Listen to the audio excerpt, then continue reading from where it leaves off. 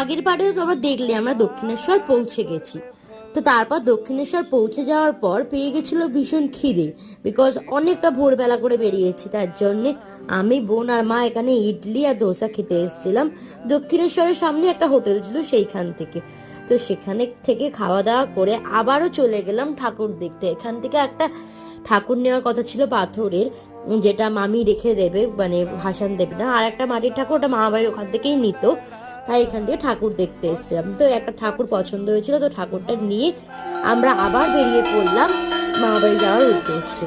তো এখান থেকে সবাই শঙ্খ বাজিয়ে তারপর আমরা আস্তে আস্তে দক্ষিণেশ্বরের গেট দিয়ে বেরিয়ে পড়লাম। বেশ সকাল সকাল থাকার কারণে ডানলপে অতটাও বেশি ভিড় হয়নি। তারপর কল্যাণী রোড হয়ে পৌঁছে গেলাম মামা বাড়ি। তখন ঠাকুরের পুজো হয়নি বলে ঠাকুরের মুখটা বন্ধ ছিল। তো আস্তে আস্তে মামা এটাকে নিয়ে গিয়ে ওপরের ঘরে রেখে এলো। তো দেখা হচ্ছে নেক্সট পার্টে। টাটা।